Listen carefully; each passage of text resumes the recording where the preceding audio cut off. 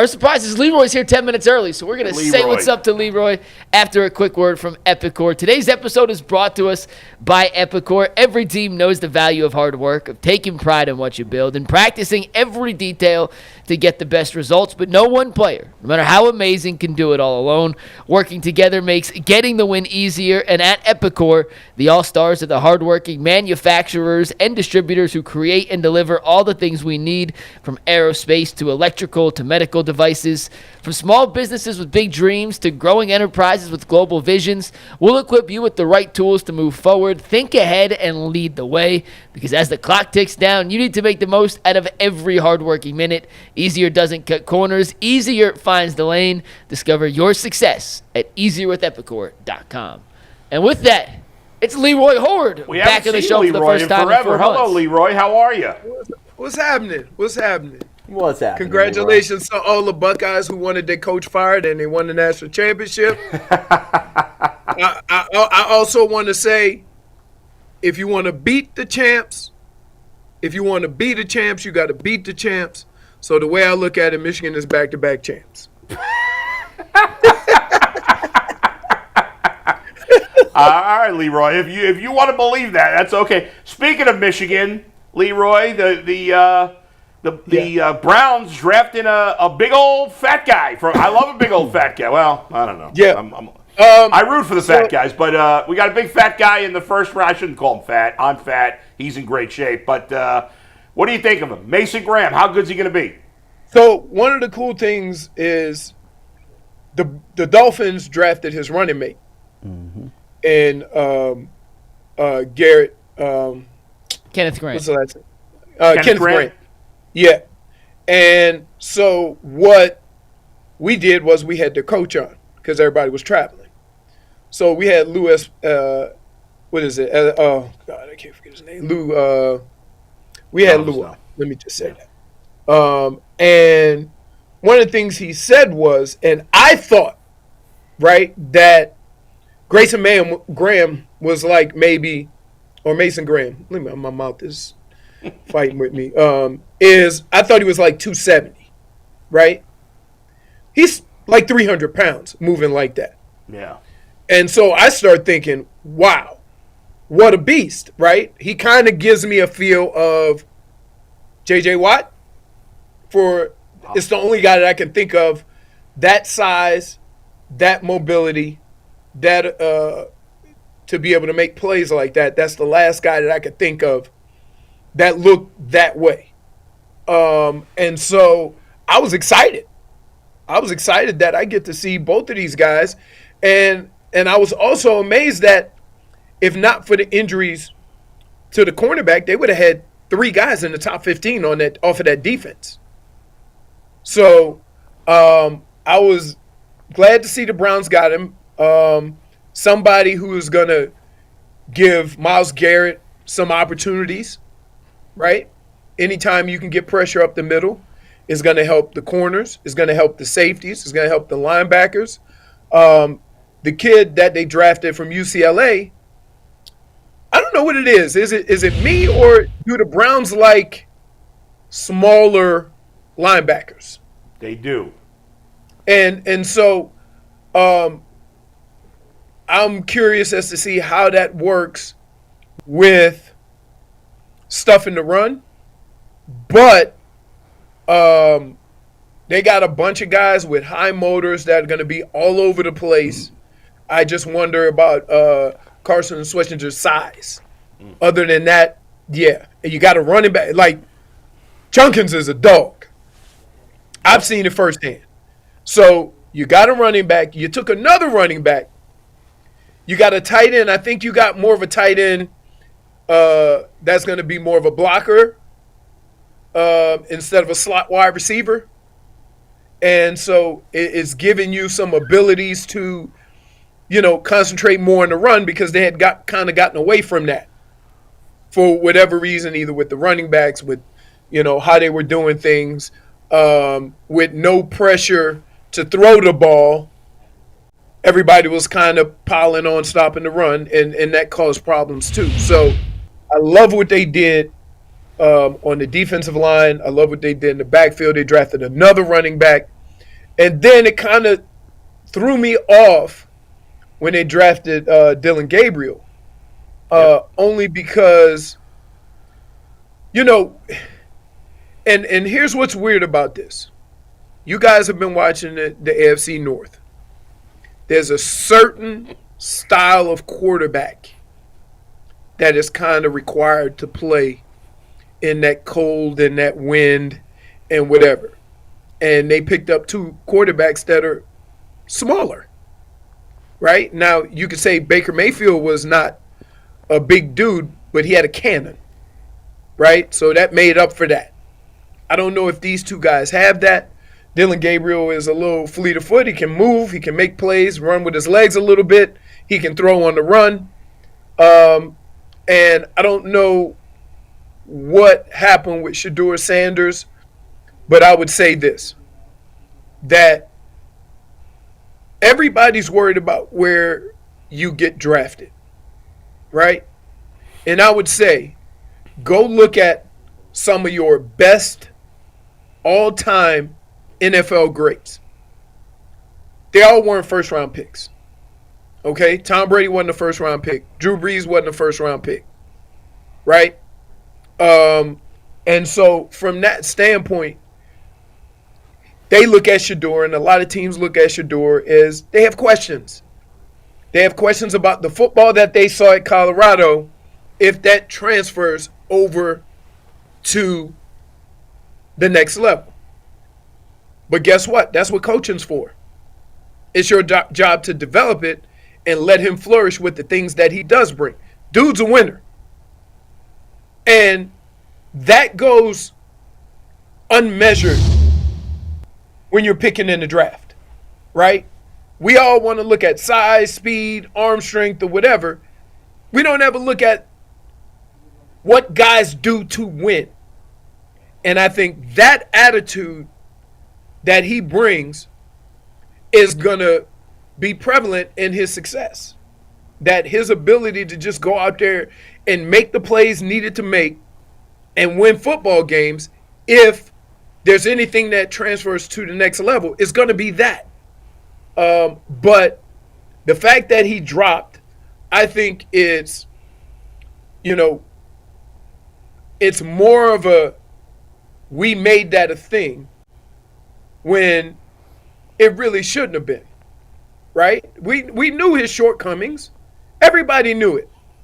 And to sit here and say all of a sudden he was supposed to be the second quarterback taken, because why? Based on what? What would you say his skill set was that made him better as a prospect than all the quarterbacks that went before him? Leroy, let's take it back a little bit. The Cleveland Browns did draft Quinshon Judkins out of Ohio State, turned around and drafted Dylan Sampson out of Tennessee to add to that running back stable with Leroy Hoard. 99.9% of the fan base still want Nick Chubb back. Talk to me about what you think about that Cleveland Browns running back room now, and does this officially spell the end of Nick Chubb in Cleveland? Not necessarily. Not necessarily. I just think that the Browns are in a position right now, based on what's happened in the last couple of years, where they can't depend on Nick Chubb the way they did before. That's not a bad thing. That's not a good thing. That's just the reality of it. And I know, and I feel, I have a feeling what Nick Chubb means to the Browns and how he has handled himself in Cleveland. That's a guy I want on my team, whatever capacity that may be. I hope the Browns see that. I hope the Browns understand that. However, if Nick Chubb still thinks he can play, he might not want to be that dude. You see what I'm saying? So the Browns had to get younger at that position based on what's happened the last couple of years. I don't blame them. If Nick Chubb wants to play and have an opportunity to play, if he decides to go somewhere else, I'm not mad at him.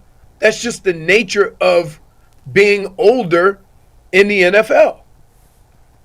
So I hope Nick Chubb is back with the Browns, because he is one of those guys. When I say Cleveland Browns, I say Myles Garrett, Nick Chubb. right? Offense, defense. And that's kind of how you go with that. So I respect the hell out of him. All the things that he's fought, the injuries he's fought back from. And so, yeah, I hope he's back. But I understand both sides of this situation. I understand why the Browns had, look, are you being fair to the team if you don't go out and get Nick Chubb's replacement with what has happened the last couple of years? Absolutely not. So I'm not mad at them. I understand the sport and the game to know that you need guys on the field. You need to, be able to have guys that you can depend on to be there week after week. And it was time for them maybe to get a little bit younger at that position with, I might add, the same type of running back. So I don't blame either side. I don't think it's the fault of anybody that Nick Chubb and the Browns are in this situation when it comes to running back. Leroy, the Browns now have a crowded quarterback room. You got 2 veterans, Kenny Pickett, Joe Flacco. You got 2 rookies now. I got a tank full of turtles. Ain't none of them fast, but I got a bunch of them. Tank full of turtles. Well, with that being said, which turtle's not going to make it to shore? I believe that they're all going to get an opportunity, right? And I think based on what they see with that opportunity, they're going to make the determination of which way to go. To sit here and say this now without any guy taking the field and proving what he can do at this level, I think is unfair, right? They're all going to get the chance. And when you got Flacco, I tell you what, Flacco going to be a Hall of Famer for about 6 to 8 weeks. We know this. Yeah. We've seen this. We know this, right? He's going to push the ball down the field, which a lot of quarterbacks nowadays get caught up in throwing those little shorties. He going to get the ball down the field. Then you have Dylan Gabriel. You have, Kenny Pickett? Yes. Kenny Pickett, yes, sir. Yep. Kenny Pickett, Dylan Gabriel, Shedeur Sanders. Now, between Shedeur and Dylan Gabriel, I think it's just going to be an opportunity to coach them up, to then measure their upside. Now, you're going to be more inclined to keep Dylan because you invested more of a pick in him, right? But I would say just because Shedeur got drafted in the 5th round, stop dismissing this man. Like, you get drafted according to what the league has determined or graded you as a prospect with all your traits, right? But you know it's not in any of those traits? Winning. Determination, right? Nobody ain't never went in the 1st round. Slow, weak arm, but he got determination. Right? Who's number 1 in quarterback? Tom Brady and Drew Brees. You know what the complaint was with them coming out of college? Kind of the same things with Shedeur Sanders. Now, I will take it one step farther. If you're a Browns fan, don't tell me you don't like confidence.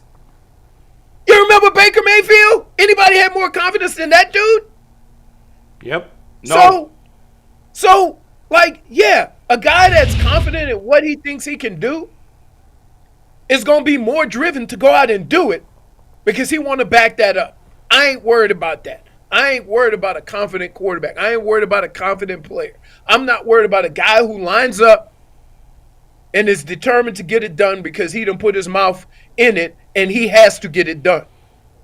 I'm not worried about that. So for people to say, oh, he's this or he's that or whatever, you just finding reasons not to like Shedeur. Leroy, look at the 2 running backs. Drafted, huh? Sorry, no, finish. I thought you were done. So for people to think that we think he's going to be a failure because they drafted him in the 5th round, go look at the league. Go look at the league. If you can play, you can play. If you can play the position, they're going to find a spot for you somewhere. And it's been proven if you just go and look throughout the league.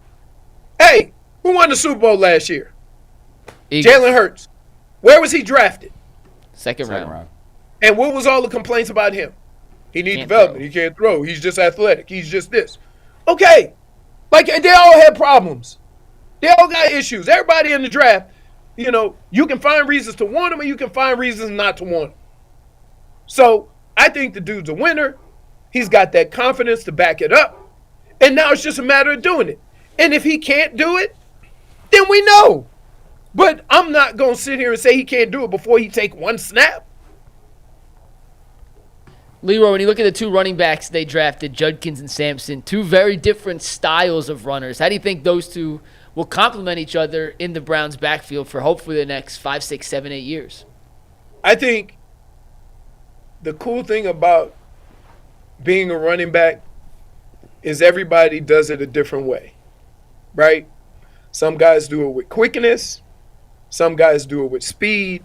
Some guys do it with power.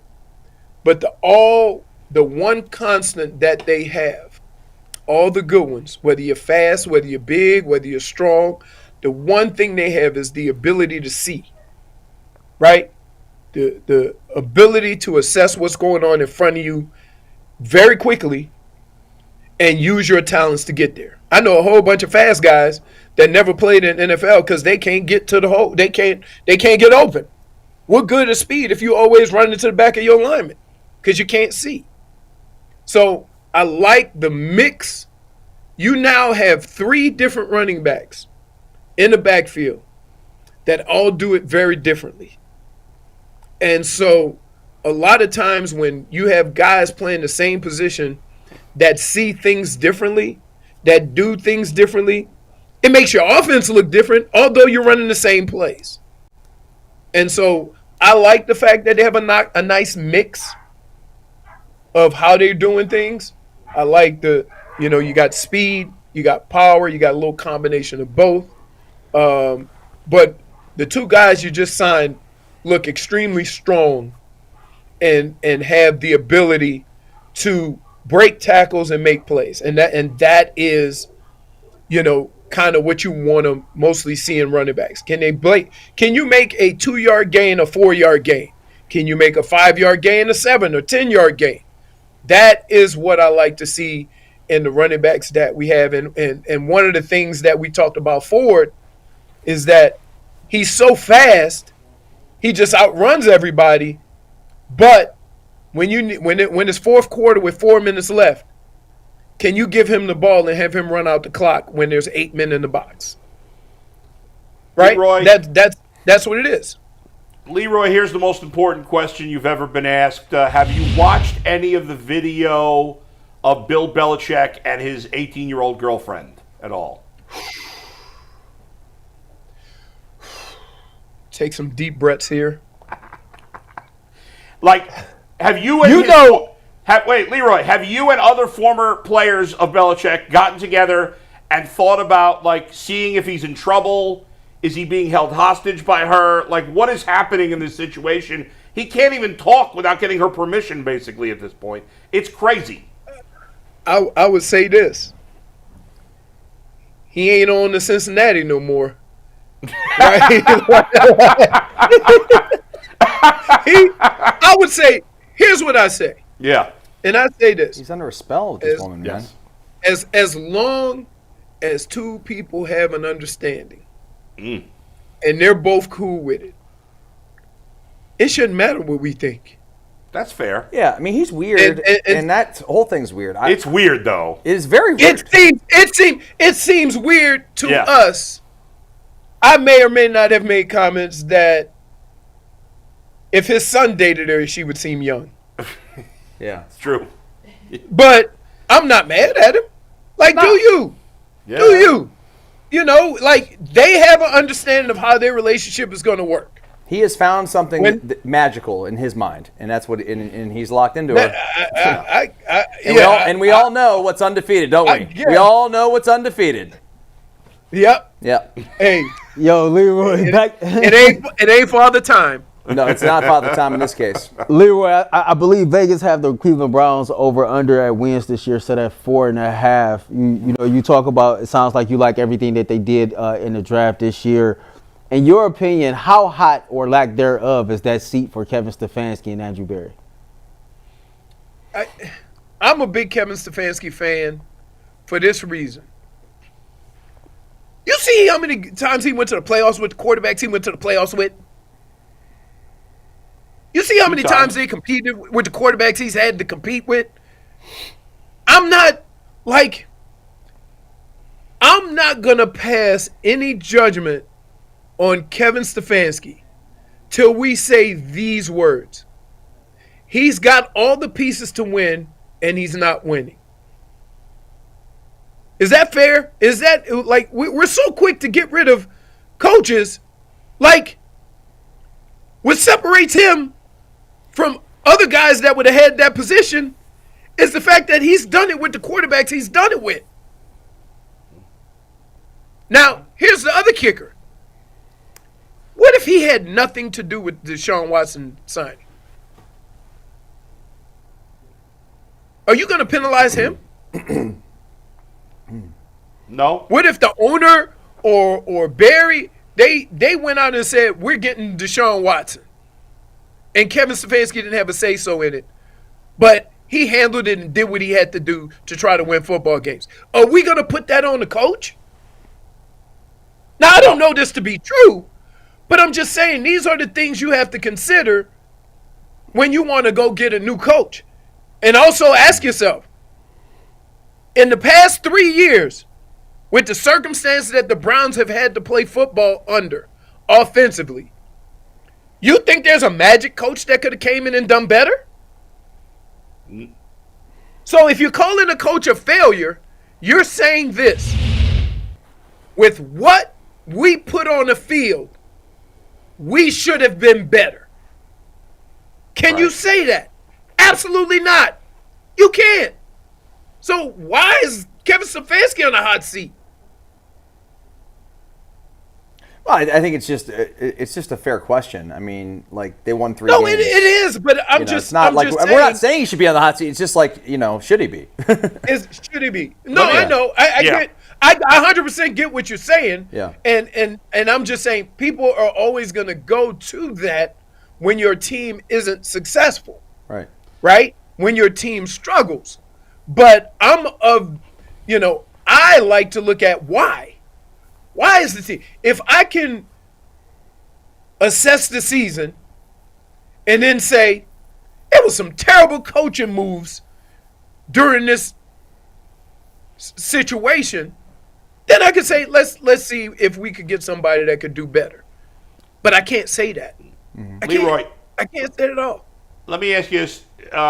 Yesterday there were rumors from really not a reliable source, so I'm not buying into it, but I'm just curious. Are the Dolphins thinking about trading Jalen Waddle at all, or is that nonsense? I think you saw it was Jalen Ramsey. No, it was Waddle. Yeah, At least the rumor we saw was Waddle. there was something about Jalen Waddle, yeah. Once again, not the most reliable source. But I don't know. It sounded out there was talk about like Jalen Waddle for Greg Newsome as part of a trade, and I said that was crazy. The Dolphins would never do that. You don't think they're going to trade Waddle, do you? At this point, I don't know. I don't think they would because Waddle's got more years than Tyreek.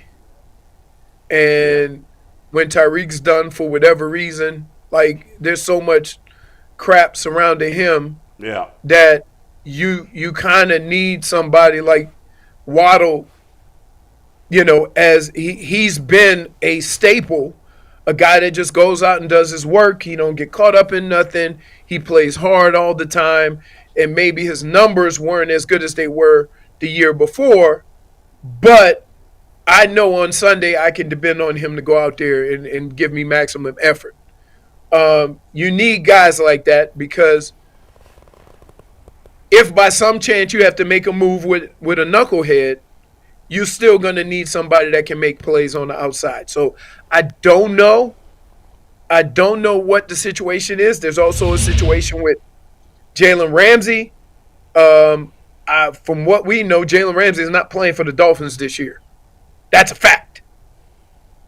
Because him and Mike McDaniel either got into it or they don't see eye to eye. And I could see how a guy like Jalen Ramsey could feel that way.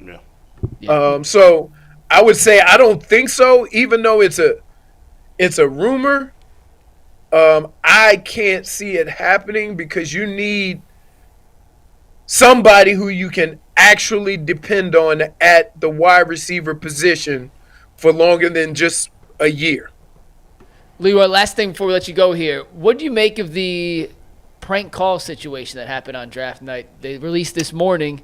Basically, when we started the show, the Falcons got fined $250,000, and Jeff Ulbrich, the father of the kid who ended up prank calling Shedeur, got fined $100,000 himself, which is the equivalent to what the NFL fined the Ravens for their COVID protocol mispractice or whatever it was a couple of years. It's a pretty big fine. What do you take of the whole situation on the prank calls? Here's what I would say. I would say good. You know why? Because 21-year-olds do 21-year-old crap, right?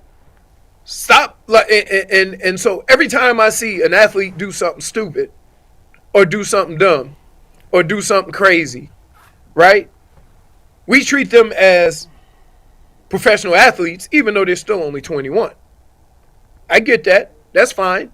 But when something like this happens on the other side, I want the same energy.